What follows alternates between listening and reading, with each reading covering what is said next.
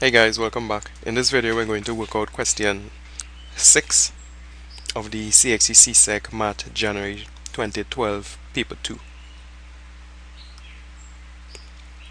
So this is question 6 and it says the table below shows corresponding values of x and y for the function y equal x squared minus 2x minus 3.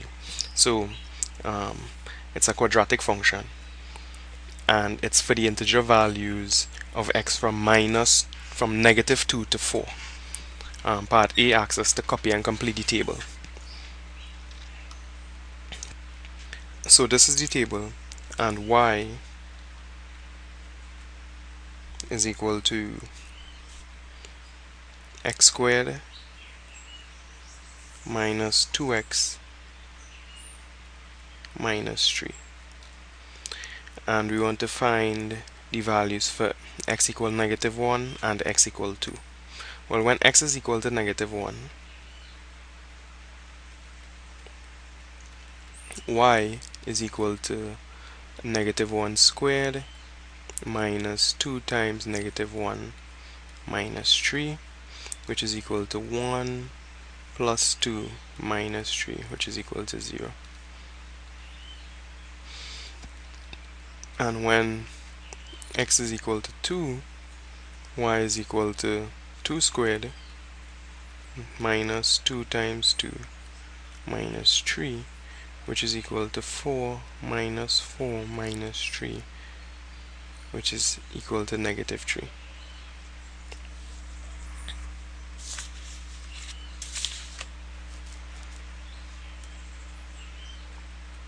On screen. Let's see the next question. Well, the next part says, using a scale of 2 centimeters to represent 1 unit on the x-axis and 1 centimeter to represent 1 unit on the y-axis, plot the points whose x and y values are recorded in your table and draw a smooth curve through the points. So let's go back to this page, and I already drew the curve here. So this is the curve. Let me get a bigger, right, this one, picture of it. So we drew the curve at the points when x is equal to negative 2, y is equal to 5. When x is equal to negative 1, we just calculated that is 0. When x is equal to negative 3, sorry, when x is equal to 0, y is equal to negative 3. When x is equal to 1, y is equal to negative 4. When x is equal to 2, y is equal to negative 3 as we just calculated. When x is equal to 3, y is equal to 0. And when x is equal to 4, y is equal to 5. So those are the points plotted. As you can see, the scale is 2 centimeters to 1 unit on the x-axis. So we have 2 centimeters here for every 1 unit. And on the y-axis, we have 1 centimeter for every 1 unit. And this is the smooth curve through the points that we calculated the y values for. The part C, so part C says, using your graph, estimate the value of y when x is equal to 3.5 and show on your graph how the value was obtained. So I already had the graph, and I went ahead and found 3.5 on the x-axis. Right, so this is 3.1, 3.2, 3.3, 3.4, 3.5, and that point on the graph is here, and it has a corresponding y value of 2.2, right? Each tick along the y-axis is 0.2, so this is 0.2, 0.4, 0.6, 0.81, right? So this is 2.2. And when we actually calculate the real value by using the function, we get y equal 2.25. So our graph is fairly accurate.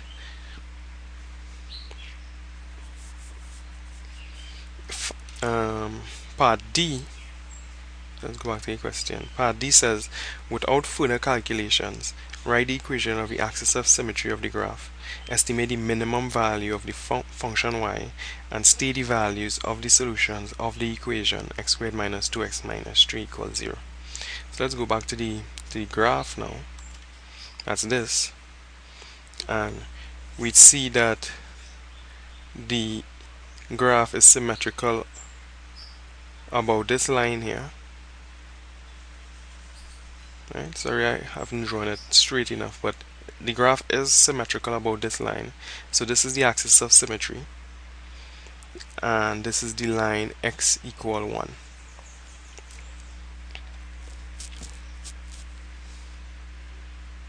We want to estimate the minimum value of the function. Well, from the graph again, we can see as x increases, y increases, and as x decreases, y also increases. So this here is the minimum value. There's nothing weird happening here where the curve might come back down so and come back up. Right? So this here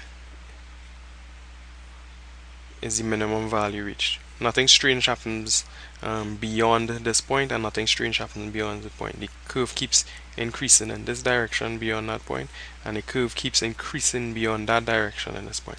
So this here has to be the minimum value, and the minimum value is -4, and it occurs when x is equal to 1. And the final part, state the values of the solutions of the equation x squared minus 2x minus 3 equals 0.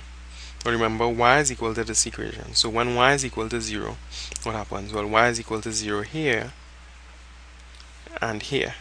And y is equal to 0 when x is equal to -1 and 3.